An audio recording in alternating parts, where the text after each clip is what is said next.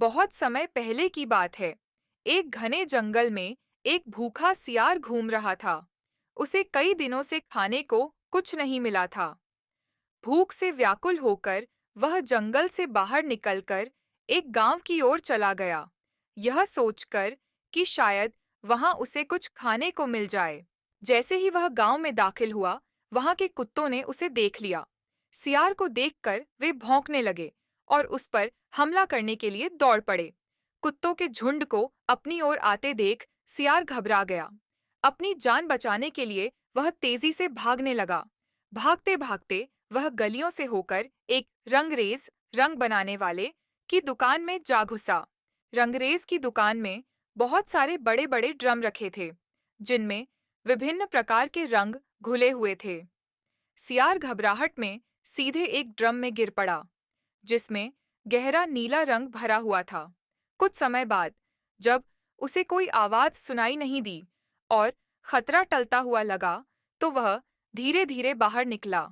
जैसे ही वह बाहर आया, उसने देखा कि उसका पूरा शरीर नीले रंग में रंग चुका है। अब वह एक आम सियार नहीं दिख रहा था, बल्कि एक अजीब और विचित्र प्राणी लग रहा था। जब वह जंगल में वापस गया, तो बाकी के जानवर उसे देखकर डर गए। उन्होंने पहले कभी ऐसा जीव नहीं देखा था।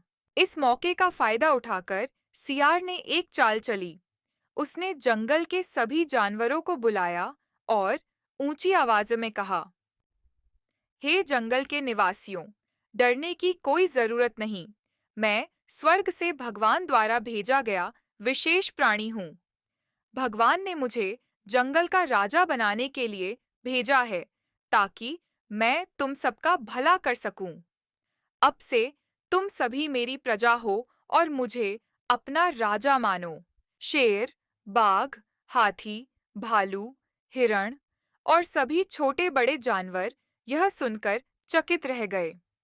उन्हें यकीन हो गया कि यह कोई दिव्य प्राणी है।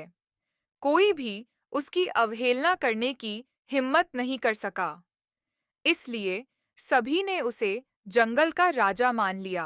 अब सियार का जीवन बहुत आरामदायक हो गया। शेर और बाघ जैसे ताकतवर जानवर उसके लिए शिकार करके लाते, हाथी और भालू उसकी सेवा में लगे रहते। धीरे धीरे सियार जंगल के सबसे शक्तिशाली जानवरों से भी अधिक सम्मान पाने लगा। कुछ समय तक सब कुछ ठीक चला, लेकिन एक दिन रात के समय जंगल में कुछ सियार हुआ हुआ करके आवाजें निकाल रहे थे। अपने साथी सियारों की आवाज सुनते ही रंगा सियार अपनी असली पहचान भूल गया और खुद भी खुशी से हुआ हुआ करने लगा। उसकी आवाज सुनते ही जंगल के सभी जानवर चौंक गए। शेर ने गुस्से में दहाड़ते हुए कहा, अरे, यह तो हमारी तरह स्वर्ग से भेजा गया कोई राजा नहीं, बल्कि एक साधारण सियार है जो हमें धोखा दे रहा था। अब सभी जानवरों को समझ आ गया कि वे इतने दिनों तक एक साधारण सियार की चाल में फंसे हुए थे। सभी को अपने ऊपर बहुत गुस्सा आया। फिर क्या था? शेर, बाघ, भालू और दूसरे जानवरों ने गुस्से में आकर सियार पर हमला कर दिया और उसे बुरी तरह पीटकर जंगल से भगा दिया। इस कहानी से हमें यह शिक्षा मिलती है कि एक छल कपट और धोखे से ज्यादा दिन तक सफलता नहीं मिलती।